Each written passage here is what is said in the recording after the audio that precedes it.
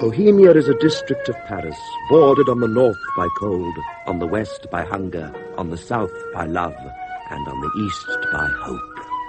It is a stage in artistic life, a prologue to the academy, the hospital, or the morgue. Its inhabitants are as abstinent as anchorites for most of the time. But when they have money, they spend it on loving the youngest and prettiest and drinking the oldest and best. When the money is gone, their women leave them, and they drink water. It is a charming and a terrible life. But as long as men and women are young and not quite virtuous, this kind of life will exist. Clive Francis, Christopher Good, Christopher Schuyler, and David Timpson play the Bohemians, and Polly James, Miriam Margolyes, and Tina Marion, their women, in David Nathan's dramatization of Scènes de la vie bohème by Henri Merget. The Bohemians. All right. I'm coming. Who is it? It's me, Monsieur Chenard, the porter. I've a message for you. Oh, yes. It is a letter. Well, shove it under the door and leave me alone. I was ordered to hand it to you personally, Monsieur Chenard. Oh, God.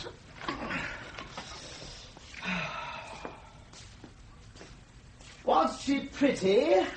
Pretty? That's a good one. Pretty.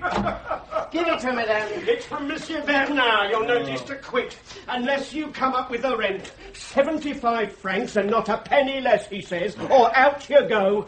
3/4 owing. Yes. And no tricks, Monsieur Bernard says. No sneaking out with your furniture. You go and it stays until you settle up. You can tell Monsieur Bernard he can keep his poxy room. I have acquired new chambers. I would have paid and moved yesterday, only they're being redecorated to provide a proper setting for my effects. Well, your effects stay here until you've coughed up 75 francs. Monsieur Bernard says that not one effect moves till then, particularly the piano, seeing as it's the only effect worth having. I have your money. Well, give it to me then, and I'll give you a receipt. Your money is here, in my head. A song that will be heard in every cafe in Paris. It's about a young girl picking a daisy to pieces by a blue lake while she thinks of her poor lost lover. It may not be original, but it's very fashionable. Here is the moonlight. A swan glides over the water.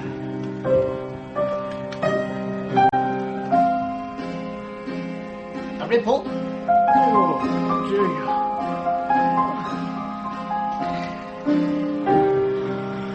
The fair and youthful maiden, as she flung her mantle by, through a glass with sorrow laden, up to the starry sky, and in the azure water of the silver-waved lake. That's very fine, that. Silver-waved. Well, anyway, that's as far as I've got. But it won't take long. It will make me a fortune in which Monsieur Bernard's 75 francs will be but as a drop in the silver-waved lake. All right, Monsieur Chenard. You've got 4 hours, and when you've finished, bring it down to the lodge and sing it to me. I'll sing you a receipt.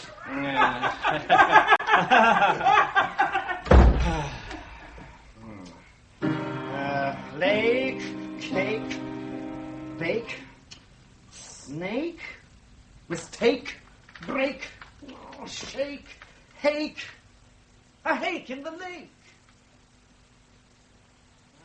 She sits and picks a daisy, gently parting leaf from leaf. Oh, daisies don't have leaves, God Almighty, they have petals. Gently plucking at the petals, the maiden's mind grows hazy at the memory of a what? Nettles? Metals? Ah! It's no use. No. The slippers will have to stay, and the house coat. But I'll take the crockery.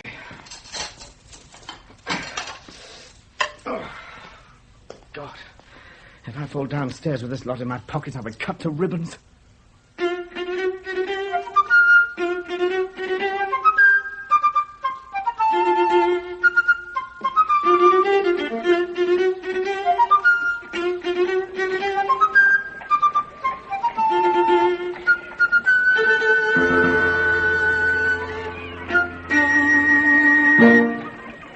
Rudolph, haven't seen you for ages. Things have been difficult.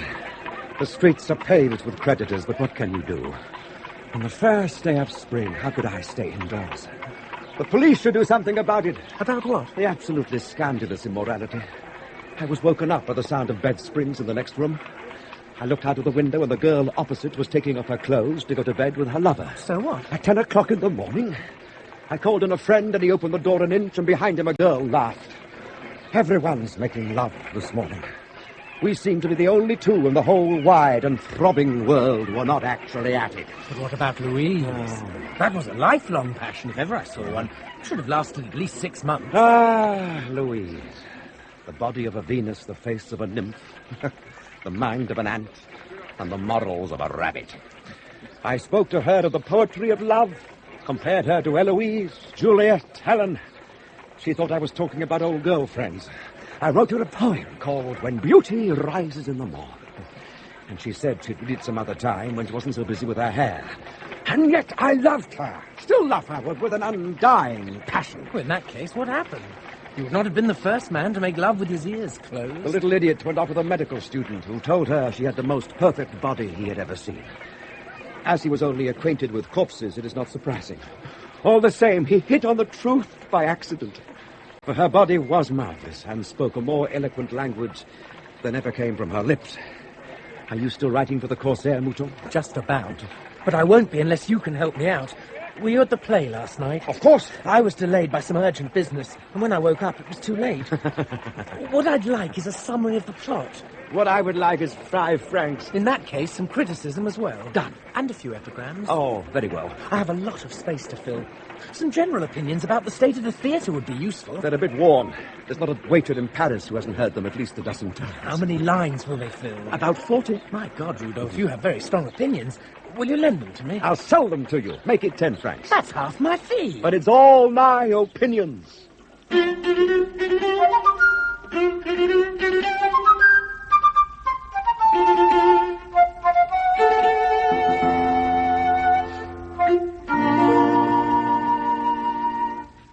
you really think I look like Moses? It's the stunts that counts, Musette. That is a very Moses-like attitude. The robe hides everything, and after I've given you a long white beard, God himself wouldn't know the difference. You know, Marcel, most of the artists I pose for are interested in my breasts. I've been frequently complimented on them. No doubt.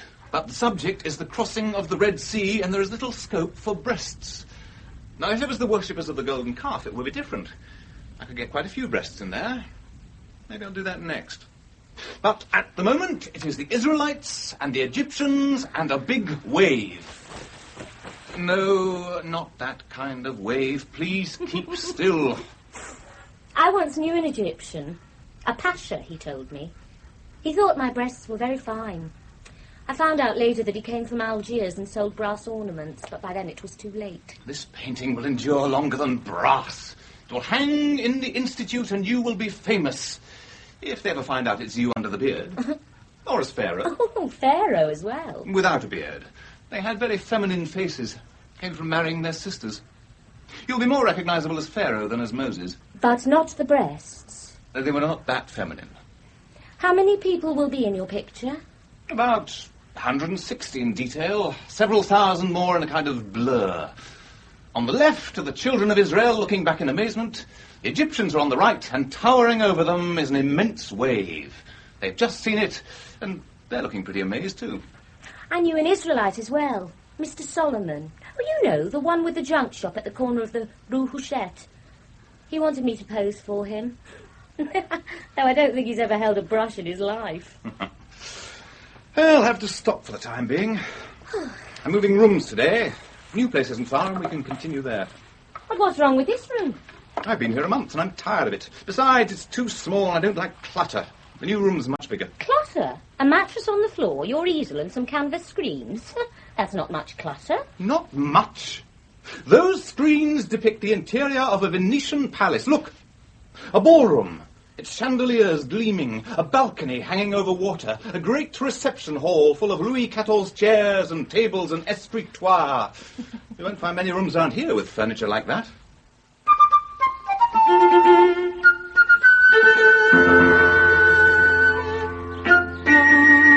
Careful, man. Watch out. The ballroom's sliding off. Catch it, man. Down. Now there's a tear in the marble. Well, this is the place. Put the things down there, just inside the courtyard. Now, where is the porter? Marcel, this room, is it much bigger? Oh, yes. You see, I'm having a little problem with my landlord, and I wondered if, just for a few days, perhaps, that is, if you wouldn't mind. Stay? With me? Wonderful. Yes, certainly, by all means. Oh, good. That's settled, then. But? But what? If you don't want me to stay, I'll have no trouble finding somewhere else. No, it's not that. Really, it isn't. What, then? Well, there is only one room, and you are 18, and I am 22, and made of gunpowder that will be detonated by a single glance. Good. Then everything is settled. You want me, and I should like you, so let's shake hands and enjoy ourselves. Flowers, pretty flowers. Buy a pretty flower for the pretty lady. Here, I'll take them all. Oh, thank you, monsieur. Oh, thank you. A small token of our love, Musette. Love? Oh, no, it's not love, Marcel. We like each other, that's all. It's not love, but perhaps it's the seed of love. I'll stay with you as long as as long as these flowers last. I should have bought Immortelle. That wouldn't have done much good. Their other name is Love Lies Bleeding. Ah, the new tenant, the gentleman of the top floor back. Oh, welcome, sir. Your room will be ready by the time the rest of your effects arrive. Monsieur Bernard, the new top floor back's here, and... Oh, bless me. Well, there's a letter here for you, sir, a letter. Coming. A letter? A letter, did you say? You'll excuse me, sir, while I read my communication. Give me the correspondence, Durand, the correspondence. Important affairs, sir. An epistle, sir, must be given immediate attention. Of course, there's no hurry at all. Yeah, it's from that swine Chenard. Friend landlord, politeness compels me to inform you that I'm under the cruel necessity of abandoning the old custom of paying rent. You what? Times are hard, and the returns on which I counted have failed. Of the considerable sums I had confidently expected, only 3 francs have materialized, a sum so insignificant that I wouldn't insult you by offering it. Oh, wouldn't you? Better days will come, both for France and for me. How will I? When they do, I shall hurry to inform you of their arrival and to withdraw from your lodgings those precious articles of furniture which I leave under the protection of both you and the law. The latter especially, as it prevents you from selling them for a full year. I commend to your special care my piano and the large box containing 60 locks of hair. Therefore, dear landlord, I grant you full permission to dispose of the room in which I have lately dwelt. Permission? Full permission? So I can let his room, can I, with full permission? Oh, that swine, Chenard. P.S. Pray refer any callers to my temporary lodgings, the 3rd tree as you leave the Bois de Boulogne and turn into the Avenue Saint-Cloud, 5th branch. Well, what are you waiting for, you fool, Durand? Run upstairs and see what that swine Chenard has left. He's probably stolen most of the effects. And now my room, sir, if you please. My furniture will get ruined if exposed too long to the sunlight. The paint will fade. Room? Oh, yes, your room, sir. My porter, Durand, told me he had found a gentleman tenant for the highly desirable vacant 6th floor chamber with every modern comfort. If that swine Chenard has stolen anything, send for the police. Very sorry, sir. A little difficulty with a tenant. Well, an ex-tenant, most unusual. This is a very respectable house, sir, madam, I assure you. It all seems to be here, Monsieur Bernard. Not an effect moved as far as I can make out, and maybe a few bits of clothes on that old cracked bowl and plate, sir, but nothing else. Well, bring it all down, Durand, and lock it in the cellar. Then move this gentleman's furniture to the 6th floor back. You and your lady, sir, will be installed in no time at all. Once your furniture arrives, we'll have it upstairs in a trice, sir. But my furniture is already here, sir. Yeah, Oh, yes, furniture? What, those screams? You are a humorist, sir. You are speaking jocular-like, eh? Very funny, sir. Funny? Why funny? Well, you must have more than this, sir. What about my security? Isn't a Venetian palace sufficient security for the rent of an attic? No, sir, it is not. I want real furniture, real chairs, chairs you can sit on, tables you can eat from. I want mahogany. Mahogany is very common. Everybody has it. But surely, sir, you must have some furniture. It takes up too much room. You get a place so full of chairs, there's no room to sit down. A bed? You must have a bed at least. I mean, what do you sleep on? A mattress, see? It's rolled up here. And a good conscience. Excuse me, sir. Monsieur Chenard's chair. If you don't mind, sir, if you'd just open the cellar door. You fool! Did you ask this gentleman what his occupation was? Could you not see that he was a painter? Why, no, sir. Well, he gave me 5 francs in advance for the rent. I would have suspected a thing like that. But he's got no furniture. I do not believe in furniture. Not believe in furniture? You, sir, you're an atheist. Sir, if you have no furniture, you have no room. Kindly remove your things from my courtyard. I have paid 2 weeks' rent in advance, and it has been accepted. The law says that the room is mine. And the law says I may refuse a tenant who has no security. But you have the security of 2 weeks' rent. I will return it to you. I will not take it. You cannot have the room. I will have the room. How much furniture do you need for your security, Monsieur Bernard? Well, it's hard to say. Marcel, if I'm to be Moses and Pharaoh, I cannot stand all day with my arms outstretched. I must have a place to rest, where I can lie down. You will be buying a bed at least, won't you, Marcel? Monsieur Bernard, will a bed be enough? Well, it's very little. An armchair, table perhaps, or some ordinary chairs. A bed. Nothing else. Unless... Unless what? Unless you would care to rent a furnished room instead, sir, a room of superior quality, and on the 5th floor, sir, it'll cost slightly more, of course, being furnished with the very best effects, including a piano. How much more? Well, say 4 francs, 5 francs a week, in advance, of course. I really don't see why I should. I shall be cluttered up. I shall keep bumping into things. A bed, Marcel, a bed. I'll take the furnished room, Monsieur Bernard. Splendid. That will be another 5 francs, sir, to make up the 2 weeks' rent in advance, as the law permits. Very well. Have you changed for 500? 500? Durand, run to the bank and get the gentleman's note changed. Then hurry back and get his effects upstairs. And take that armchair back as well. Quickly now. 495 francs change. 490. You may keep the 5 francs, Durand, on condition that every morning you come to my room and tell me the day of the week, the month, what the weather is like, and which government is in power. Yes, sir. Yes, sir. With pleasure, sir. Is this chair free, sir? I don't know about that, but certainly it's not occupied. Thank you. Do you wish to order, sir? Yes, 2 half portions of rabbit stew, please. The other gentleman has already ordered, sir. What has that to do with it? They're both for me. 2 half portions of rabbit. And a glass of red. Not 2 half glasses. What would be the point? The full glasses are already half empty. Yes, sir. I see you have grasped one of the economic facts of life, that 2 halves are better than 1. Not better, more. To the hungry, more is better. As you were reading, sir, I took you for a philosopher, but I see you have a great grasp of reality. Even philosophers go hungry. That's one of the reasons they need a philosophy. But I see you are more than a philosopher. You are a walking encyclopedia. Theology, Greek, Latin, literature, drama, mathematics. You label the pockets of your coat as if it were a library. My coat is my library. My books are my home. Besides, for my major work on the history of the Church of France and the pagan, Judaic, and even Christian influences it has come under from time to time, I need to be able to make quick reference to many esoteric matters. My name, sir, is Colline. Gustave Colline. And I, sir, am Alexander Chenard. An artist, no doubt. A musician. A composer. But I was once a painter. It was my experience of painting the view from the top of Notre Dame that inspired my symphony on the influence of blue in art. I used to see a great deal of sky whilst lying on my back waiting for inspiration. You have written a symphony, then? I am writing a symphony. In the meantime, I teach pianoforte whenever I can get a pupil. And I teach mathematics, philosophy, rhetoric, history, both natural and unnatural. Unnatural? What men have done as distinct from what animals do. Geography, calligraphy, oratory, and virtually anything else you care to mention. Oh, you must know a great deal. I do. Ah, my rabbit stew. It's not yours, sir, this gentleman's. He ordered first, sir, and it's the last. No more rabbits, too. Oh, in that case, you must share this with me. Oh, no, I would... Waiter, another plate, please. Yes, sir. Would you deprive me of the pleasure of sharing with a fellow artist? Well, you put it that way. I'll buy the wine. A bottle, waiter. And some bread.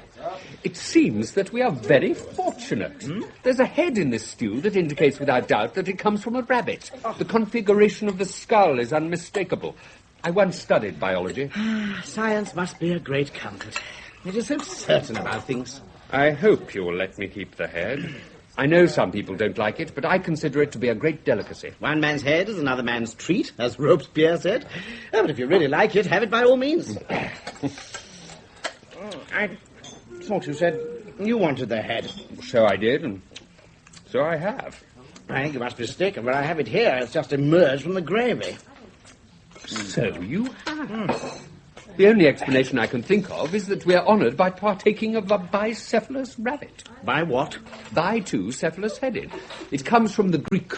Buffon cites some cases, but it's a very rare condition. None at all have been seen in modern times. It is a phenomenon. I don't think I've ever eaten a phenomenon before. It must be celebrated with another bottle. No, it's all right. I had a pupil today. Wait up! Coming, sir. Oh, come on, Mamie. Give us a song. Mamie! Oh. Besides, there's no one to accompany me. Where's the pianist? Gerard has gone. There was a girl who asked for him, and he has not been seen since. What can I do? Gentlemen, ladies and gentlemen, we are fortunate in having with us tonight the celebrated composer and musician, Monsieur Alexander Schaunard. You're too kind. Mademoiselle, I'm sure that someone of your charm and grace could easily persuade Monsieur Schaunard to accompany you at the piano. Or anywhere else, for that matter. Do you know Fleeting Love? Fleeting love? Intimately. Then let us make some music together, Monsieur Schaunard.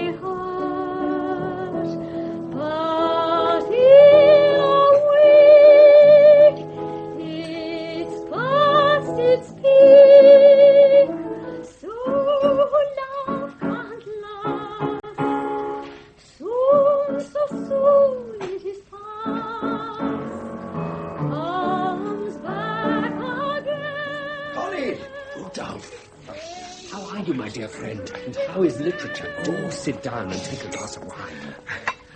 I am starving, and literature is indifferent. Journalism, on the other hand, has just rewarded me with 10 francs. I sold Mouton some opinions at so much a line. As a grocer sells cheese, so many ounces, so many francs. My poetry is a different trade altogether. But I expect you disapprove and think I betray my muse. On the contrary, I have no time for the artist who thinks he's above common humanity. Tell some of them that the 5-franc piece is a great power in the land, that boots do not fall ready black from heaven, and they call you and call you a truth. But here's Schaunard and the delightful Miss Mamie. Rudolph, this is Schaunard, a composer. Schaunard, this is Rudolph, a poet. I could see you were a literary man. You are very observant. It would be hard to miss the holes in your coat. 2 bottles, sir, with the compliments of the patron for the music. Oh, a benefactor, a patron of the arts. Oh, Louvet's not a bad chap. Though he usually prefers literary men to musicians or painters. He once met de Balzac and has been very respectful to the written word ever since. But he's no ear for music or eye for colour. Oh. It's just as well, then, that I didn't take my gloves off. Oh, God. Green hands. I've heard of green fingers, but there's 2 phenomena in the course of one evening. First, a bicephalous rabbit, and now verdant hands. Show me, my dear. I don't think any of the classical writers ever encountered such a thing. Caesar described the British as being painted blue, not green, and the Native American is turned red Indian, although I believe it is not a literal description. Of course, there are Negroes of various shades of brown, Asiatics of a yellow complexion, and a disease that also turns I skin haven't yellow. got a disease. You'd better not put it about, monsieur, that I'm diseased. The last one that said that finished up in hospital. With a disease? With a cracked skull. I get these hands through work. I'm a dipper. What? Of course, I should have known. The artificial flower industry involves a number of processes, but the basic one, the one on which all the others depend, is the method of making them green. Famie dips the leaves and makes them green. She's a force of nature. She is a flower. I shall write a symphony to these hands. We must drink to Famie's hands. Yeah. Anyone would think I had nothing else the way you lot go on. Oh, are they green too, those other things? All white. Oh, what a pity. If they were green, it would be like making love to a melon. I shall write a poem to your green hands, Famie, and I shall call you Famie Tinter. No, Winter. No, Splinter. Splinter. Damn, they're all cold and hard, these rhymes. Yes, and she is warm and soft. Gentle minor chords, rounded rallentandos, love in lento. Two, the green hands, the red lips, the golden voice, and white body of Euphemia Tinter. The green hands of Famie Tinter. Colleen, do you think he wants to play her, paint her, or all three, I should think.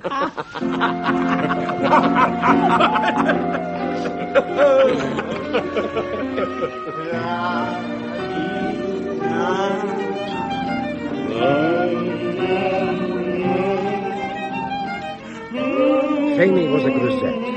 The grisette was the working girl of Paris. She was neither immoral nor virtuous, but knew how to reconcile work with pleasure. She went to church in the morning with her mother and to the ball in the evening with her lover. She was easy to take and impossible to keep. A bird of passage that nested as fancy or sometimes necessity dictated for a day or night in the garrets of the Latin Quarter. She could be detained by a whim or by a serious passion for a few ribbons. She was half bee, half grasshopper, and she sang at her work all day, loved with all her heart, and sometimes threw herself out of a window. Cheating love, cheating love, vows it will stay, then flies away, at the start, breaks my heart, but in a week is past in feet. Gentlemen, please, gentlemen, Dad, lady, it's well past my closing time, I beg you. But the weather, man, look at the weather. It's absolutely pissing down, and I live in Montmartre. And I live, where do I live, Sona? In your books, Colleen. But other than that, damned if I know. He's a very old friend, Rudolph, but we only met this evening. I have not known the gentleman long myself, but then I am fated to have my most beautiful friendships cut short. Take my wonderful Louise, for instance. Surely you wouldn't turn Honoré de Balzac out on a night like that. Monsieur de Balzac would have his carriage at the door. The rain wouldn't touch him. It wouldn't dare. In 20 years, when we are all as famous as de Balzac, would you like it to be known that we all contracted pneumonia through you and died young? There seems to be a logical flaw in that argument, Rudolph, but for the life of me, I can't see what it is. I'm sorry, gentlemen, but my respect for the arts is second only to my respect for my bed. Come on, there is no use arguing with him. Anyway, I live just around the corner, and you must all come home with me. Let's settle. I seem to have 3 lousy francs only.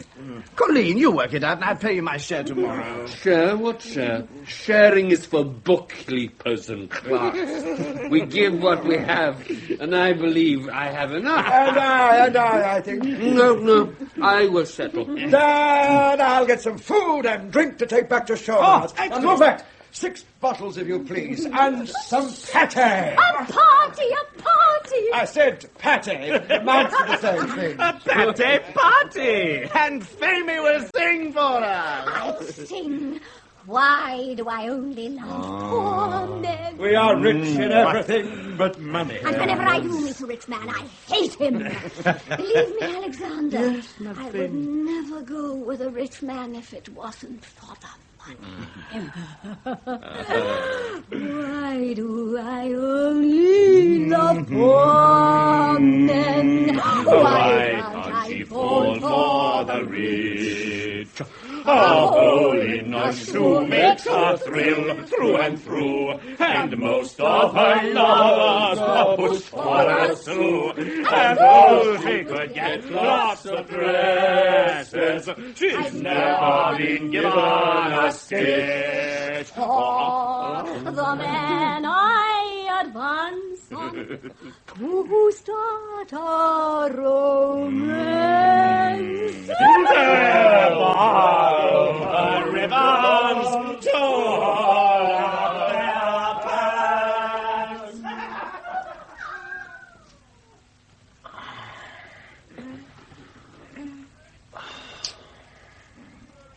I don't think I've ever been so happy, Musette. But tomorrow you'll leave me, or the next day. Tomorrow is an absurdity of the calendar. Tomorrow there may be an earthquake. Tonight, at least, we're on solid ground. I do not believe in the future. In fact, I'm not at all sure that it exists. Where are you going? To water the flowers, of course. Oh, drunk and noisy tonight. Oh, go to sleep, my love. Go to sleep. That's funny. There's a key in the lock. Here we are. That's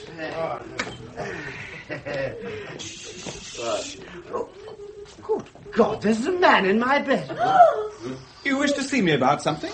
Perhaps a portrait commission? Colleen, he's brought us into the wrong room. No, it is. So are you, and me too. I mean. I'm very sorry. I seem to have made a mistake. This appears not to be my room after all. Please, be good enough to excuse our friend here. He's as drunk as 3 fiddlers. That's quite all right. And yet that garment is mine. That house coat with the stars on it, that's mine. And so is the piano. All pianos look alike. Black and white. But they don't all sound alike. See?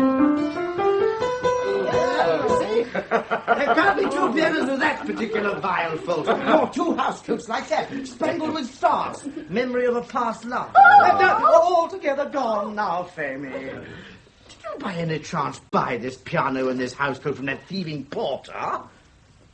These are my slippers. My papouche. My dear little papouche. There's a hole in the left sole. Let me see. Yes. There's no doubt there's a hole in the left sole. Yeah. Come now, sir, admit it. You bought that hole from the porter, didn't you? How do you explain your presence among my household objects? Wearing his papouche. It is all true. This is your room, your piano, your housecoat, your papouche. It is also my room, too. But, sir, if my friend recognizes... And you acknowledge that It can't be that you share the room. You would know each other. If you would all sit down.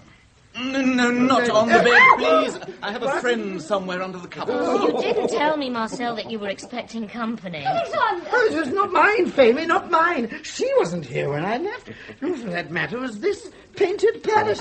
I will explain. Oh, but perhaps we could liquefy the explanation. Have you glasses? Yes. Why am I carrying my bowl and plate in my pocket? Oh, God, now I remember. I should be up a tree in the Bois de Boulogne. A tree! You live in a tree! Oh, it has a very wide branch. When I got here today, when we got here today, the landlord had just had a letter from Monsieur Chaunard to say that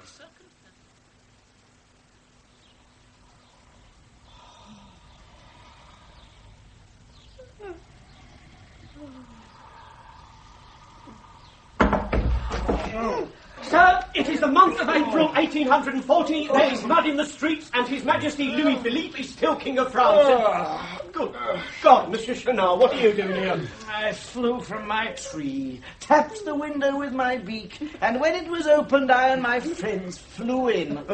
You always were a joker, Monsieur Chenard.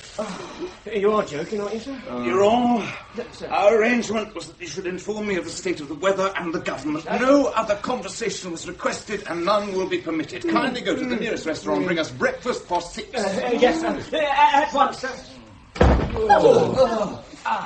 As you invited us to supper last night, you will do me the honour of having breakfast here this morning. Oh, my God, what time is it? Nearly 9 o'clock. At 9 I have a lesson to give an Indian prince who for some unfathomable reason wishes to learn Arabic. So you know Arabic as well? No, but he's very rich and I'm one less mad. I should have been at work hours ago. And I have a play to finish. Then we shall all have dinner tonight. We'll meet here at 8 o'clock. 8 o'clock. Goodbye. See you then. I must go too. Why? Well, I've got to find some money from somewhere. There's an old uncle who sometimes pays me if I let him tell me the story of how he retreated from Moscow.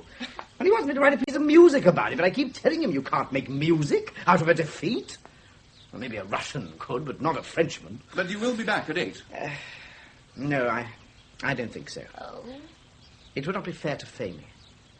How can I take her to bed in a tree? I've no money. Let her find someone who can look after her properly. He's right, Marcel. All the same, it is sad. You cannot live in a tree, Shona. And certainly not in this weather, can he, Musette? Well, I don't expect to for long. Last night, Colleen said something about 3 pupils of his sisters who were studying mathematics and wanted to learn music as well. 3 pupils. And if I sell my song, I'll be able to pay the rent I owe and collect my furniture. You mean you will take your bed? Certainly. I have a strong sentimental attachment to my bed. It's full of memories, and there's room for a lot more. 2 of those memories are ours. And legally, this lodging is mine, furnished. The rent's paid in advance. Oh, the lodging, yes, but once I pay, the furniture is mine. So what it boils down to is that you have, or will have, furniture and no lodgings, and we will have lodgings but no furniture. That seems to be the situation. Well then, this is what I propose. It is a big room, and I will supply another bed. We will be screened from each other at moments of delicacy by my Venetian palace. And the rent? No problem. For the moment, I have enough for the rent. When you get money, it'll be your turn. I expect it will. You know, I once dreamt that I was the Emperor of Morocco and had married the Bank of France. And so the Bohemian Club was formed and met regularly at the Café Mamou, called by Louvet, the proprietor, after the Greek god of play and pleasure. There was Rudolph the poet, Marcel the painter, Shonard the musician, and Colleen the philosopher. Their conversation was such that the waiter who served them regularly became an idiot in the prime of his life. For much, though not all of the time, the members of the Bohemian Club were accompanied by their women. Shonard's Famy, Marcel's Musette, and Rudolph's Mimi.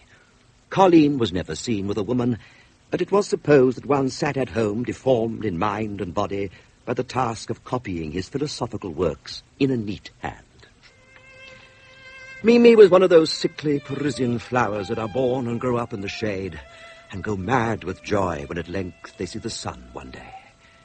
She was very pale, with dead white skin, somewhat faded-looking chestnut hair, and bluish-grey eyes. She was not at all prudish and could stand tobacco, smoke, and literary conversation without getting a headache. Her face wore an angelic expression devoid of all moral sense. A shameless little hussy. Really, she was a lovely creature with a voice like a pair of cymbals. The way she and Rudolph met was very commonplace. She had once spent a night in his room. He slept in a chair, and she left it as pure as the Immaculate Virgin, which proves only one thing, and that is that Rudolph was a cretin. The next time fate threw them together, it was very different. He was desperately short of money, and returned to his lodgings one night to find the key missing from its usual place, and the landlord waiting for him. You remember what I told you this morning? Have you got the money? I am to receive some tonight, so I will pay you in the morning. How can you get money tonight? It is 11 o'clock and you've come home. Do you expect to find any in your room? There is none here, I can assure you. No, sir, I am very sorry, but I have let your room to someone else. Very well, but before I go, I must claim my property. Your property, sir? You have no property. You are mistaken, sir. There is a 5-act tragedy in my room worth more than any article of furniture. That bundle of papers, you can have it. I've neither right nor wish to detain words, sir. If the new tenant has not gone to bed, you can get it right now. Well, I must say I don't envy you, young man. I wouldn't like to be out on a night like this without a room. Don't worry yourself on my account. There is a box of the Odeon Theatre that I am permitted to use through the kindness of a friend. Come in. I'm sorry to disturb you, miss, but this young man left some papers behind. They're in the bureau, I think. He's just collecting them, and then we'll be off. This was your room then, Rudolph? Good heavens. It's little... Mimi! Of course, Mimi. How delightful. It's been... 3 months since... As long as that, when we... Unforgettable. I was much younger. 3 months? An age. I have been meaning Then to. why didn't you? I didn't know where. Now you do. Listen to the rain. It's a terrible night. Monsieur Benoit? Yes, miss. I told you I might be expecting a friend this evening. So you did.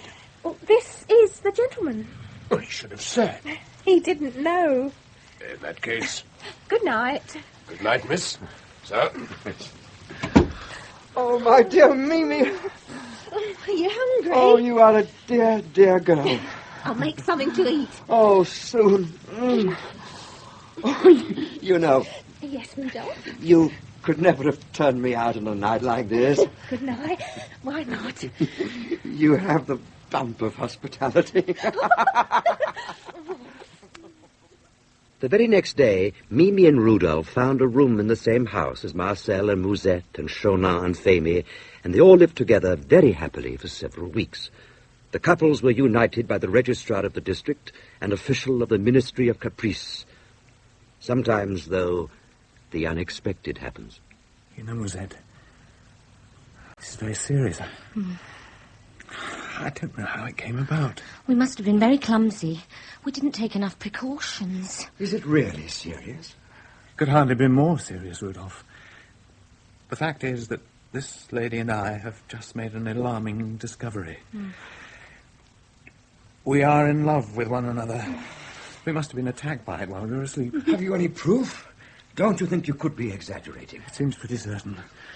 For one thing, we cannot bear one another. And we cannot leave one another.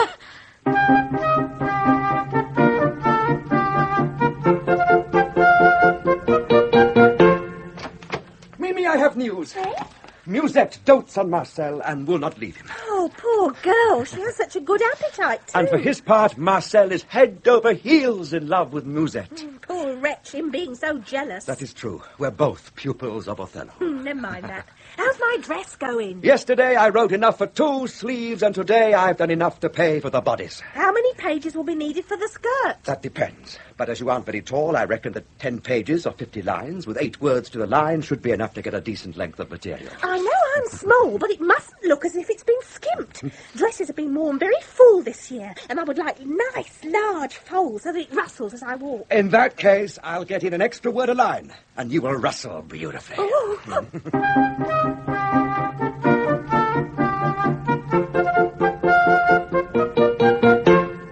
Alexander. Yes, Femi. Alexander, Rudolph is writing a whole new outfit for Mimi. I need some new clothes, too. My gown is in shreds. Here's 3 sous. Go and buy yourself a needle and thread.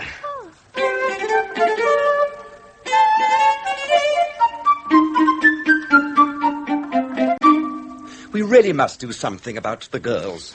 Mimi has a raging desire for boots, and after all, the fine arts and literature have been flourishing lately. We're earning almost as much as street porters. Fortunately, I shall soon be in a position to satisfy these ridiculous demands for finery. I found an Englishman willing to pay me 200 francs for merely playing the piano, 300 if I'm successful. You see, his neighbour is an actress with a parrot that never stops squawking. It's driving him insane. She even got the parrot to take English lessons so it could abuse the man in his own language. Then he hit on the piano as a form of warfare. The law allows music from morning till night, and the actress and the parrot sleep until noon. So I play all day from 7 a.m. until dark. Only I'm forbidden to make music. I must play scales only. Oh, like that all day, non-stop. He brings food and drink to the piano. It isn't exactly art, but it is the means by which art may flourish. And the first thing I'm going to do with the money is to treat myself to that yellow nankeen jacket and the hunting horn in old Solomon's shop.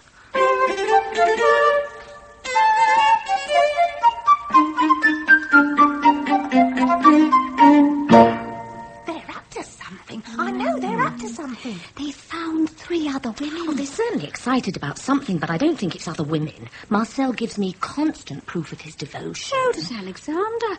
But at their age, that doesn't mean a thing. All the same, they're up to something. Wearing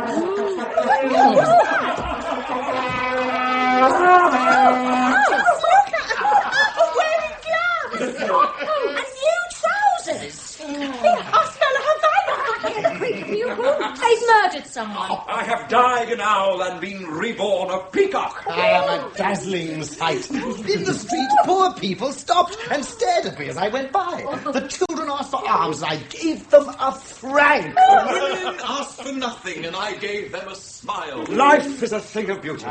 When Schaunard gave me money, I quivered from my diseased cravat to my decrepit shoes. I ran to replace them. And now we will ransack the shops for bonnets and dresses and ribbons and boots. And as tomorrow is May Day, we will go out into the country and dazzle the rustics. You are not to move. Mimi was absolutely firm. We must all 4 wait here in the street for them. They said they would be out on the dot of 8, and it is not yet 9. They should be out here soon. And here they are. How beautiful they look. And to think they are ours. It is amazing. And you, Colleen, my dear Colleen, can you not share our happiness? I do. I take my pleasure with my eyes and with my mind. They satisfy the one and you the other, dear friends. I am happy too. Let us go! Musette, I have never seen you look more beautiful. Well, that is because I've never been so happy. It seems as if God has put all the happiness of my life into this moment, and that there will be no more left. But it's not true, is it? We found a recipe! Alexander! What is it, Famie? Well, you know how very fond I am of the green grass and things. Yes? And all the little birds and bees and things. Yes? Well, what, Famie? Well, in the country, one never meets anyone. There'll be no one there, Alexander. Can't we walk up and down the boulevards all day? Nonsense! To Fontenay!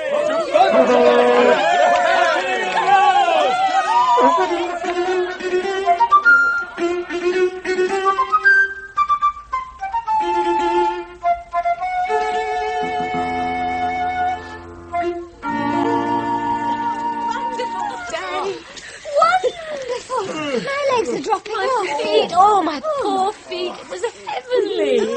I never thought it possible that a delicate girl like Famie could put away so much sausage. Hey, what's in the kitty? Yes. I have failed in my duty. There are still 6 francs left over. What shall be done with them? Let's invest it in government bonds. First the money, then the love runs out. Affection drowns in the shallowest of seas, the layer of damp in a leaking boot. When the touch of a hand freezes the skin, instead of warming it, it is no longer welcome. Hunger is stronger than either lust or love. We are only fully human when we are warm and fully fed. And not always then.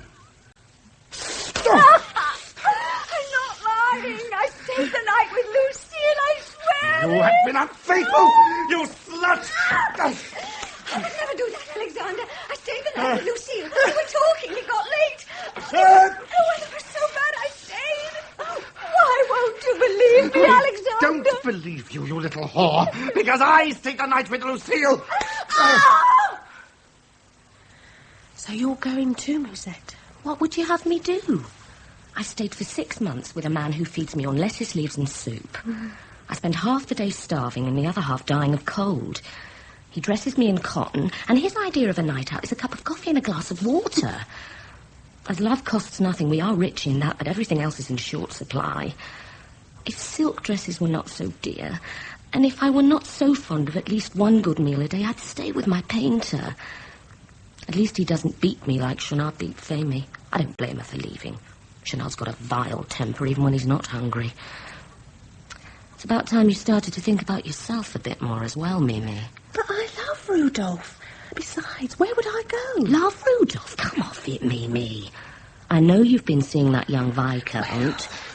He's handsome and rich, and what's more, you've already spent several nights with him. Do you think I don't know how you got that cashmere shawl? Rudolph may be stupid enough to believe your mother gave it to you, but your mother hasn't seen one like that since she was your age, and she probably got it the same way. Now he wants me to go and live with him. Look at this ring he gave me. I don't wear it. Don't be a little fool, then. Go. There's nothing here but bread and kisses, and the bread's stale at that. But the kisses aren't, Musette. All the same, you're right. I don't suppose there's anything for it but to leave them. Ungrateful, silly creatures. I told her to go, you know. Told her she had no spirit if she stayed. That I didn't love her anymore. A little Viscount can have her, how much good it'll do him. Do you know where Femi is nowadays, Chenard? Oh, it's perishing in here. Let's astonish the great by making a fire. Yes, you're right, it is. It's freezing. If I look at the thermometer, it goes down. We have nothing to burn. Except your canvases. Or your symphony on the influence of blue. Never. But there is Rudolph's 5-act tragedy. What, you said it was wonderful. I was warned then. You did say it would set Paris alight, Rudolph. You also said you were going to rewrite the whole of the 2nd and 3rd acts. That would be enough to cook breakfast on, if we had any breakfast. Mimi thought it was wonderful, too. Into the fire with it. Here, look, here, you can have these letters, too. And her gloves. Gloves? One glove? Where's the other? I can't find it. It was in the drawer. I didn't notice. Of course you did. There's an old sash of Musette's over the back of that chair. Into the fire with it. And her letters. A cold love makes a fine blaze. There's a bunch of dead flowers in your room, Marcel. Why not burn them? Oh, no, leave Marcel alone, Chenard. He's doing his best to be hard-hearted. Well, aren't we all? Is there anything to eat? Oh, there's some bread and a few sardines. And the coffee's heating nicely. Oh, it will still taste like gnat's pee. It has the merest nodding acquaintance with a coffee ground. Can't we sell something? The only object of value in this neighbourhood is my crossing of the Red Sea, and that's going to the exhibition again. What are you calling it this year? I've given Pharaoh a Roman helmet and called it the crossing of the Rubicon. He makes a fine Caesar. Last year he was Napoleon, and it was the crossing of the Beresina. Look, there's 500 francs worth of colour on that picture, to say nothing of 1,000,000 in genius. I shall send them that picture every year until it is engraved on their memories. That's the only way it ever will be engraved. Oh, hello, Colleen. Don't tell me you've joined the Philistines. They hope that if they refuse my Red Sea often enough, I will throw myself out of the window in despair. They don't know me. I will send my picture once a week to each of them at his home, in the bosom of his family, in the very heart of his private life. Their food will be burnt, their wine will turn sour, and their wives will grow bitter. They will all go mad and be taken to the asylum in straitjackets. And if that doesn't work, Sonar can play his symphony at them. But as the fire was dying and the hunger was burning, deliverance knocked on the door in the shape of Monsieur Solomon, the dealer, who, acting on behalf of an eccentric English collector who wished to buy some typical modern works, offered 150 francs for the most famous modern work in the whole area, The Crossing of the Red Sea. Marcel was reluctant to part with the painting on 2 grounds. The first, because he thought it was worth more. The second, because he desperately wanted recognition by the despised Institute. On Monsieur Solomon's offer to stand them all to dinner with as much wine as they could drink, both Marcel's doubts were quenched, or at least drowned, in the roar of acceptance from the others.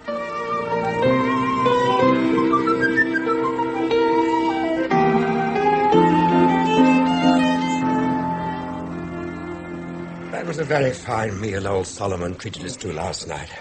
But it's nearly 24 hours ago. Do you think we could defy tradition and have 2 meals in one day? Why not? 150 francs has remained virginal. Well, we'll send out for food and eat it here. It's cheaper. An admirable economy. But in that case, we shall need some fire. I hear they burn charcoal in the best grates nowadays. Soufflés. I have a strong desire for soufflés. You cannot send for soufflés to come to you. You must go to them. They would die on the way here. No, we must have something more robust, something that will travel. There must be more than 100,000 chops on the gridiron in Paris at this very moment. And as many steaks. Steaks. That sounds like a good start. Yes. I'll go for charcoal. Yes, and I for the wine. I will order the food. And I'll start the fire. There's a little to be getting on with. Paper. There must be paper somewhere. That's odd. From Musette. Dated exactly a year ago today. My dear love, don't worry about me. I shall be in shortly. I've gone out to warm myself a bit by walking. It's freezing indoors and the wood cellar has cut off credit. I broke up the last 2 rungs of the chair, but they didn't burn long enough to cook an egg. I shall take a look at the shops. They say there's some velvet at 10 francs a yard. It's incredible. I must see it, even if I can't buy any. I'll be back for dinner, if there is any dinner. Love, Musette. But she never did come back. What's that you were saying, Marcel? Only that it's a wonder the girls stayed as long as they did. We didn't feed them properly and we couldn't keep them warm. It doesn't seem right that now we've got a fire and food, they should be missing it. I don't know about you two, but I think I'll drop a note to Musette, just for old time's sake. I don't even know where Femi is. Nor I, Mimi. Not that I want her back. Do you know where Musette is living? No, but our friend Sidonie will. She'll forward it. You look sad, Chonard. Is anything the matter? No, nothing at all. Except that we lack ladies. I miss the ladies. I miss them very deeply. Damn you, Chonard. Why can't you keep your mouth shut? It was agreed that we should not speak of love. Yes. It turns the sources. Maybe. Come in. Oh, it's you, Monsieur Bernard. Do come in. A chair for Monsieur Bernard. A landlord must be received with honour. And wine for the landlord. In a clean glass. Oh, well, I'm sorry to trouble you, gentlemen. No trouble at all. I was intending to call on you, as a matter of fact. I have a great deal to talk about. Your good health, gentlemen. Your health, Monsieur Bernard. Now, you recently sent me a little piece of paper with a picture of a lady and a pair of scales on it. Very badly drawn, I have to say. A notice to quit. A precautionary measure. No ill feelings, quite proper. Yes. But I wanted to talk to you about this very notice to quit. I'd like to substitute it for a lease. A lease? Yes, a lease. This house suits me. The staircase is clean, the street is full of life, and my friends live here. Oh, yeah, but still the last quarter's rent outstanding, you see. Oh, we'll pay that all right. Oh, I do see that things have improved for you and your friends. Food and wine on the table. Thank you, yes. And, money on the mantelpiece. Oh, yeah. I seem to have picked the right moment. You can settle this little affair without inconvenience to your good selves, You have some property in the country, I believe, Monsieur Bernard? Yeah, a small house and farm in Burgundy. Very small returns. Tenants, they pay practically nothing. Now, I depend on the rent from this property, sir. 60 francs, I think it is. Another glass for Monsieur Bernard, Rudolph. He's a Burgundian, so show him his fellow countryman, the Macon. That's right, yes, 60 francs it is. Oh, very good, yeah, excellent. I don't think I've ever tasted better. In that case, you can't refuse another glass. Yes. Now, sir, if you kindly pass me the money, I'll give you a receipt and detain you no longer. Certainly. Pass the money, Rudolph. Certainly. Now, wait. I have a splendid idea. My uncle in Burgundy, I'm his favourite nephew, has sent me more than my usual allowance. Oh, yeah? Now, my trouble is that I could, if I didn't care, spend the money too fast. There are so many temptations, aren't there, Monsieur Bernard? Oh, indeed there are, yes. So, if it's all the same to you, I'll pay you a quarter in advance. Oh, what a good idea. I'll give you another receipt. Excellent idea, splendid. I wonder if you could do something about the chimney. Yeah. It smokes rather badly. Why didn't you say so? I'll send someone in tomorrow to see to it. You don't know how timely this rent comes. Repairs, sundries. It's a terrible amount of sundries. Oh, you know how it is. Yeah. Indeed I do, sir. But first we must celebrate. You know the old saying, when the wine is drawn... Must be drunk, eh? Yes, exactly. Does anything else require attention, sir? I mean, apart from the chimney, perhaps the paintwork needs freshening up. What a good idea. And the window lash. The window lash? Latch. Or sash. The window slash, I meant. Oh, yes, the window slash. Do we need a new window slash, Rudolph? We certainly do. There's already a patch near the latch, and the sash crashed the other day. With a patch. Did you hear that, Monsieur Bernard? The patch, latch, and the sash crash need fixing, too. That'll take some cash. Sash, crash, latch, cash, all slash. Quick, Rudolph, bring up the big guns. The rum. That should do nicely. Gentlemen, I've come to the conclusion that life is a river. Indeed it is, sir. And happiness does not depend on riches. Nor one swallow a summer bake. Oh, how true. Man is a transient creature. And the horse, the noblest of animals. You shouldn't have beaten her, you know, at least not so much. Beaten? Beaten who? Little Famey. Pretty little Famey. What the devil do you know about my Famey? Editioner. I want to know. What's this old buffoon got to do with my Famey? Hardly your Famey any longer, Famey. I'm a dear old pet. What? You know, I set her up and surrounded her with mahogany. Oh, it's so wonderful. It's wonderful to have a mistress who's not pitted with the smallpox. Yeah. Little apartment in the Rue Coquenard cost me lots of money. But such a love is beyond price. After all, I've 20,000 francs a year from my property in Burgundy. She needs some more money, and she shall have it. She shall have this. Where's it gone? Of course it's gone. Hey. Do you expect us, moral men of impeccable morals, absolutely morals, to become accomplices of such wickedness? We cannot pay money to an old profligate so that he can plunge deeper and deeper into sin. It would not be right. It is true that we shall not pay rent, but on the other hand, we will sleep with clear consciences. Besides, Monsieur Bernard, what would Madame Bernard say if she found you out, you old sinner?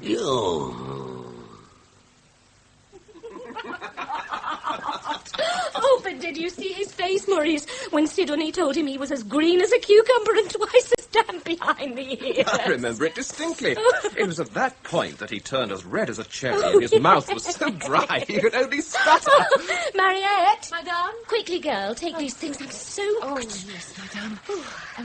Madame, there's a letter for you. A letter?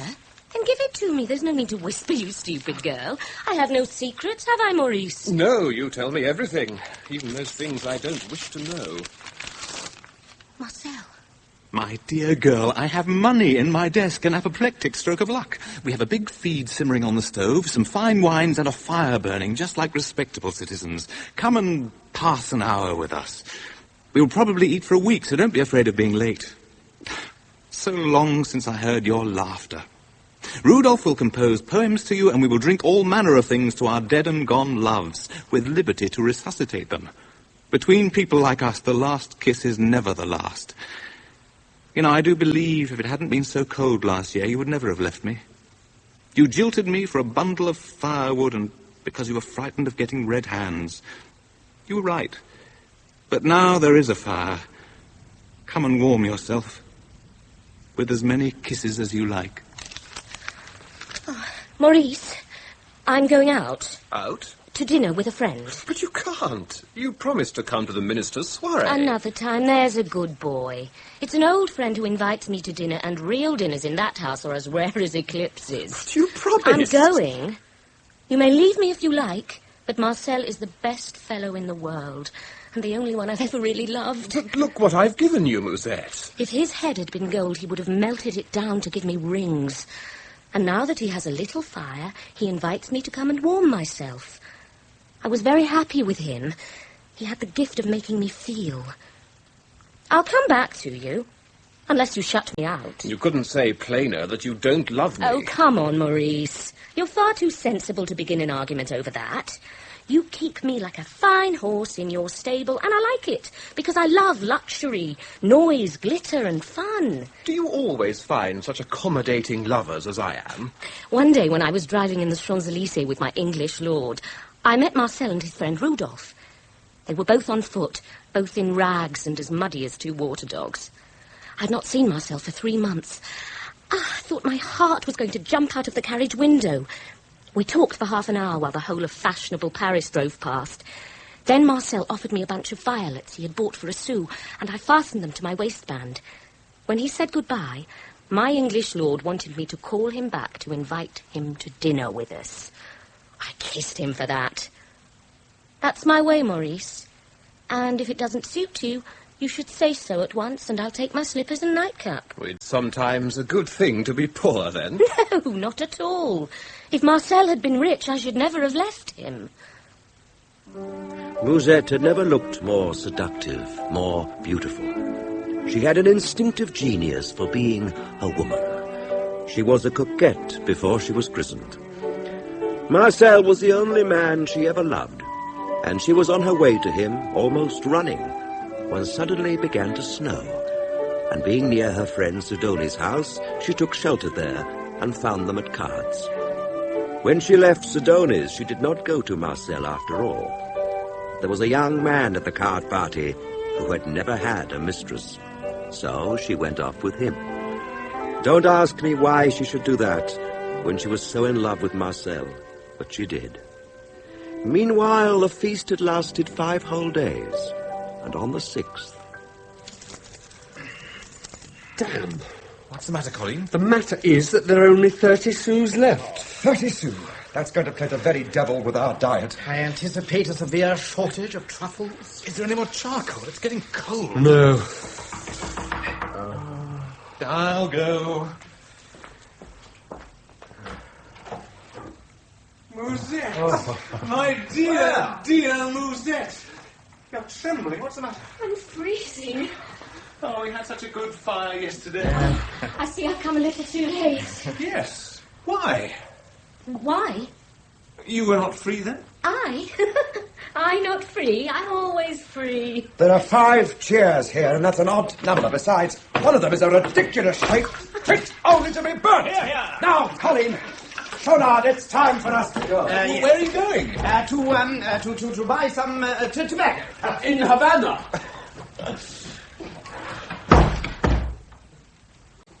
Now tell me why you didn't come sooner. We had such food, such wine. Did take a long time, didn't it? 5 days to cross the Pont Neuf. You must have gone round the Pyrenees. Oh, don't question me, Marcel. Don't ask me anything. Just let me warm myself beside you. Look, I put on my best dress for you. The fire's nice. I'll stay until tomorrow if you like. Fire will soon go out. It'll be cold in here. And there's nothing for dinner. So what? It will be all the more like old times. But I think it's rather fine. It's hideous. You look as if you've fallen off the end of the rainbow. Boars being pursued by dogs against a blue background. Now, what is wrong with that for a shirt? It is in the most perfect bad taste. Do you think it shocks custom? Shocks it? It stuns it. Well, it'll have to do. Now, please, pass me that rope ladder and that cage containing the pigeon. Where on earth are you going with that lot? What's the rope ladder for? And the bird? The rope ladder is to link me to my new mistress. The bird is a clock. I don't want parables. I insist on the truth, and for that you must talk in prose. Very well. Now, do you know Romeo and Juliet? Of course. And you still don't understand? I am in love. I know. I saw it the other day driving in the Champs-Élysées, full of jewels and shawls. Not with Mimi, with Juliet. Did you talk? No, I don't even know. I mean Mimi. Did you talk with Mimi? Did she stop? Yes, she stopped. Who is this Juliet? How is she? She asked after you. She wanted to know if you'd altered much. And what did you tell her? I told her that you had. She thought I meant that you were still grieving. What do you mean, still? I never grieve. She is very beautiful. Yes, she looked very beautiful. I mean, Juliet is very beautiful. You were asking about her. You were asking about Mimi. I told her the worst was over. She said I was lying, that you would not have got her out of your mind so quickly, that you were in a fearful state when she left. I wasn't. I told her I knew you were, but that you'd got over it, that you had someone else now, though I didn't know about Juliet at the time. I must go and meet Juliet. She said she was worried in case you came after her. Her lover is very jealous and an excellent shot. And she asked if you kissed the hands of your new mistress as often as you used to kiss hers. And I told her you did it just as often, and that in addition you were engaged on a project of kissing each hair on her head, and that you had agreed to remain together until the task was fixed. Oh, what wonderful lies you tell, Colleen. What did she say to all that? She suggested that your mistress must be, if not exactly bored. Juliet has a wonderful head of hair. I asked her if she still loved you, and she said she had never loved you in her life. That was true, at least. And then she quoted something from one of your poems. Oh, which one? Something about there being nothing that can move the memory of one's first love. Now tell me about Juliet. Why is that pigeon a clock? Because Juliet insists that if she is Juliet, I must be Romeo. She has a balcony and I must climb it. She will not love me unless I perform the role properly. And the bird? Wilt thou be gone? It is not yet near day. It was the nightingale and not the lark. But that bird is neither a nightingale nor a lark. It's a pigeon. It is an actor. It is playing a role just as I am. Juliet is not the real Juliet either. When Romeo arrived at Juliet's house, there was indeed a balcony. But as her room was on the ground floor, and the balcony was no more than 18 inches high, the rope ladder was superfluous, though she insisted that Rudolph should use it. He hung the cage containing the pigeon in the room, and at 5 o'clock the next morning, the lovers were awakened by the birds cooing. Well, there it goes. Now it's time to go onto the balcony and bid each other despairing farewells. Come on, get up. That bird is fast. It is nowhere near dawn. It's November. There'll be no daylight for hours. All the same, I'm going to get up. Why? I'm starving. It's me too. Look, I'll build up the fire while you get something to eat. Doesn't seem to be much. Onions, scrap of bacon and some butter. There's a little bread here, but not much. Oh, I'm so hungry. I'm ravenous. Hark, 'tis the nightingale. No, 'tis the lark. Actually, 'tis the pigeon. No, 'tis breakfast. Oh, he had a very nice voice. He'll be very tender. There's a tear on your cheek. You weep for the herald of the dawn? No, not really. It's the onions.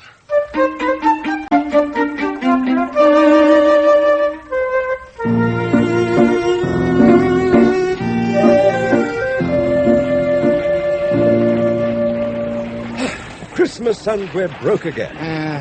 Just look at those windows. What, the truffle turkey? Good God, look at that. What, the duck? No, that sign above the shop. It's your crossing of the Red Sea, Marcel. So it is. And it's some ass has added a steamboat. I told you that one day it would be seen by thousands. Oh, have we no money between us? I have 10 sous left from my fee for those verses the Corsair published. I have 15 sous for touching up one of Solomon's old masters. Oh, I have a whole franc. Not a sou. It's enough. We'll have bread, wine, cold meat, tobacco, fire and light. It won't be a feast, but it's better than standing here in the cold looking at one. The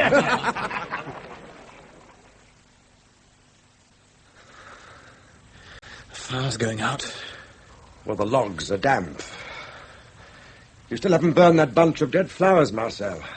You still have Mimi's glove. It's one thing to break free of the past. It's another to consign it all to the flames. Who on earth can that be? So now, probably. His room's colder than this. He wouldn't knock. Good God. Mimi. Hello, Rudolph. Marcel. I was very cold. Saw the light as I was passing. I'm sorry. My dear girl, come and sit by the fire. It's not much. Oh, it's very nice. The thing is... What? I've been turned out of my lodgings. I don't know where to go. You're no longer with your little Viscount. Not for these last 2 months. You were unfaithful to him? No. There was a row on account of those verses you wrote about me. He caught me reading them and he kicked me out. I expect it would have happened anyway. I heard you were rigged out very nicely. Dresses, jewels, everything. He took the lot. For all his money, he was a rotten skinflint. I did my share of purgatory with him, I can tell you. Does he know of your present difficulties? Oh, I'd rather die than ask him for a suit. It makes me sick when I think of it. You can't have been living alone since you left him. Oh, yes, I have. I've been making artificial flowers and a model for painters. Marcel, have you a job for me? But only head and hands, nothing else. Are you hungry? Yes, very. Well, there's not much, but here, have a glass of wine. Oh. You're angry, aren't you, Rudolph, that I came here? But where else could I go? No, I'm only upset to see you like this. Oh, that's all my own fault. I'm not complaining. What's done's done. Oh, Rudolph, can't we still be friends just because we were once lovers? Of course we can. You're at home here, Mimi. Of course. Oh. Morning, Mimi. Oh, Marcel. Do you sleep well? Yes. Where's Rudolph? He said something about going out to get some breakfast for me. We talked most of the night. Oh, it's very sad. He still loves me. And you? Do you still love him? I've changed a lot, Marcel. I think I do now. For the first time. But if you cannot do without one another, you'll have to stay together. Either way, it's hard. It's more than hard, Marcel. It's impossible. Why? When I came here last night, it took me over an hour to get up the stairs. If I'd found a woman here with him, I'd have gone straight down again through the window. I haven't any strength anymore. Rudolph just stared at my arms and shoulders last night. But all the same, I was pretty once. And he did love me. Oh, God, Marcel, I'm going to die. You mustn't give up hope, Mimi. Care and rest. He still loves you. Yes, I think he does. He says so anyway. But I don't want him to lie beside me. For I feel as if the worms are already eating away my body. He's coming back. Wonderful to see her. Mimi, my darling Mimi. You little baggage. It's wonderful to see you again, Mimi. Did you get any money, Rudolph? Schaunard sold his winter coat and Colleen some of his books. We have fresh bread and coffee and eggs and butter and cheese and everything to make you well, Mimi. I'm no longer a baggage, Alexander. You mustn't call me that. Rudolph has forgiven me and I'm going to wear wooden shoes and a mob cap from now on. Silk's bad for my health. You remember Laliou? He's a doctor now. He's coming to see you soon. He'll have you better in no time. He's that brilliant, is he?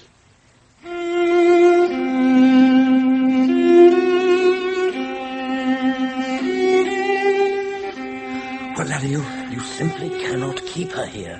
I'll give you a letter for La Petite. If she lasts till the spring, we may perhaps pull her through.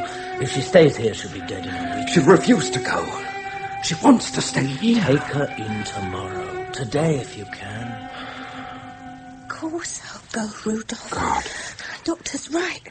You cannot nurse me. At the hospital, they may cure me. See, there's a big difference. I want to live now. Oh, Mimi. You get chicken in the hospital and they have fires. That's right. I'll be taken care of. And you can go out and earn some money. And when I'm cured, I'll come back as pretty as I used to be. Now that I'm happy, it'll be easy to get cured. I'll drink all the nasty things they give me, I promise. Look, my colour's coming back already. It's because you lot make me laugh all the time. It was that bloody Viscount who made me ill.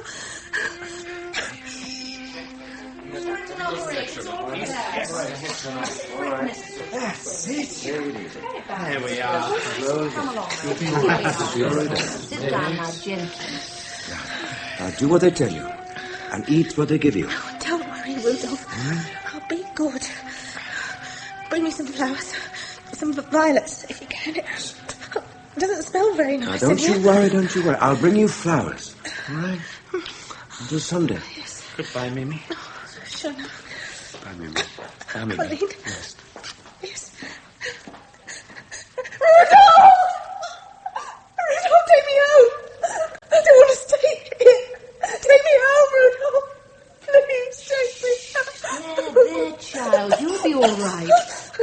after you. I'll die here, Rudolph.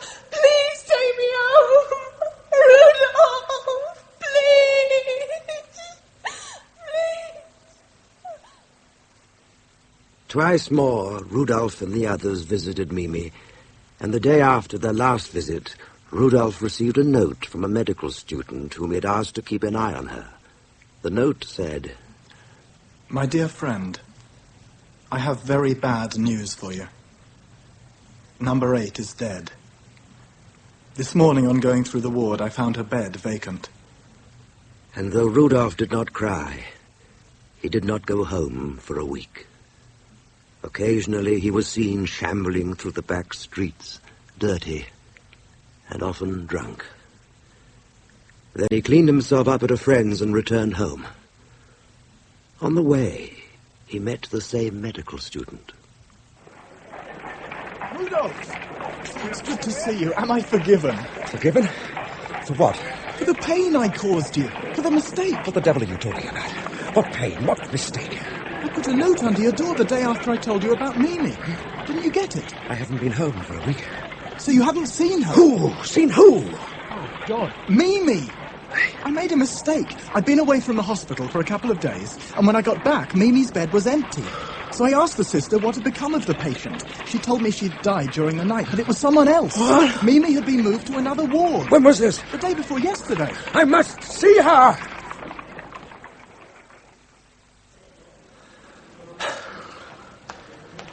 Rudolph? You took your time. What's happened? Suppose the letter I wrote you last week was true. True?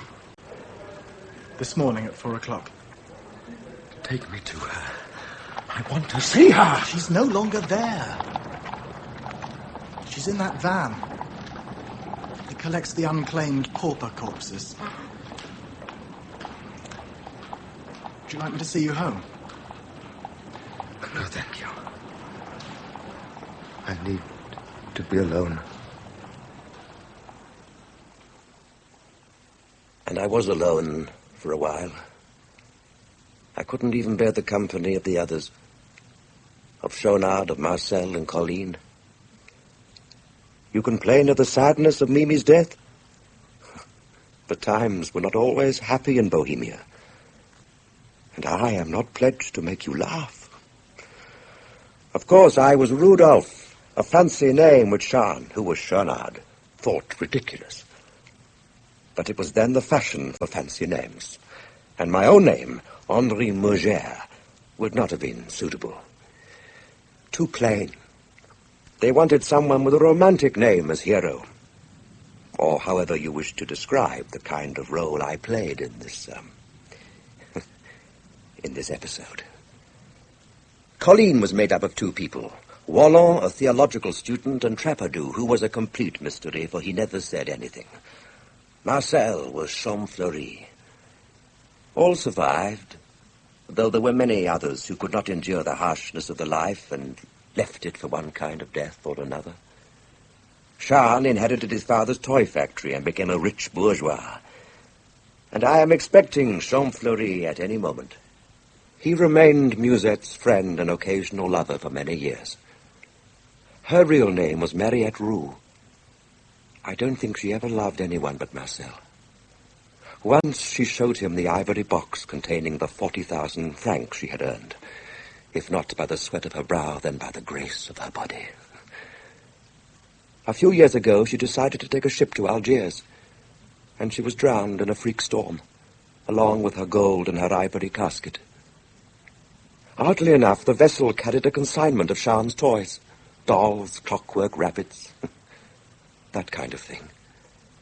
As for Champfleury, he became the keeper of the National Museum of Ceramics at Sèvres, and therefore part of the artistic establishment. How are you, Marcel? You know, it was only during Musette's last visit that I found out that you and she had known each other before she came to me. Nothing happened between us. I don't think either of us ever knew why, but I shall never forget my first sight of her. Not quite 18, and a burst of laughter and a pink bonnet. If you're feeling nostalgic, we'll go and dine tonight for 12 sous at our old restaurant in the Rue de Four, where we used to eat our dinners and feel hungry. No, Marcel. I've no objection to looking back on the past, but it must be through the medium of a bottle of good wine and from the depths of a comfortable armchair, my friend. It's all very well for people to paint Bohemia in rosy colors, but you really must have madness and determination firmly anchored in your mind to go on living a life like that when those you love best disappear, one by one. For my part, I consider those who lead a calm, orderly life in their own homes to be supremely happy. But then what would you have me say? I am corrupted. I only care for what is good. Or at least comfortable.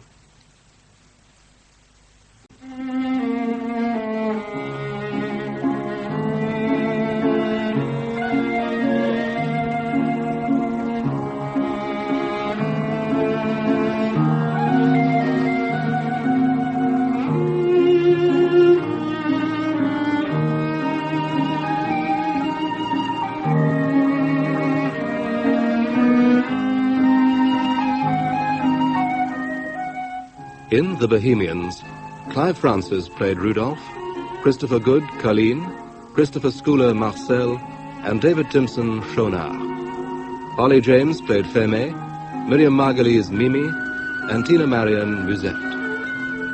Durand was played by John Webb, Mouton and Dr. Lalieu by Clive Panto, the waiter and medical student Richard Hugh, Louvette and Benoit by Kerry Francis, Maurice by Giles Cole, Mariette by Carol Boyd, Juliet by Fiona Walker, and Bernard by Timothy Bateson.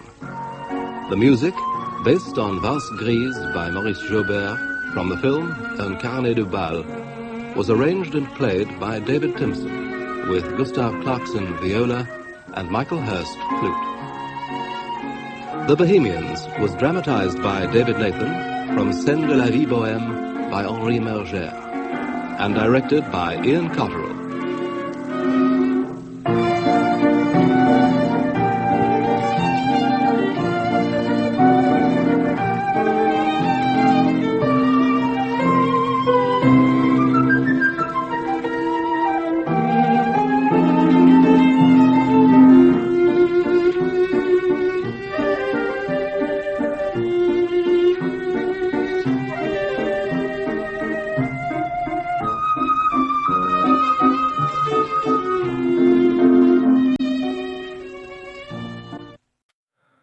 This world is endless, so wide, so far, but somehow I'm still lost in you.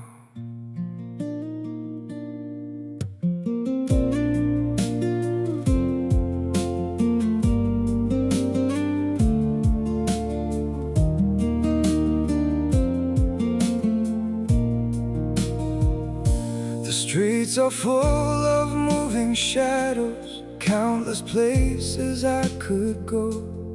City shining, people passing, yet I still feel so alone. Every road keeps leading nowhere, every sky feels cold and blue. In this world so vast and open, I'm still lost in missing you. The world is wide, so wide before me, but I keep losing my way. Somewhere in the endless distance, your memory makes me stay.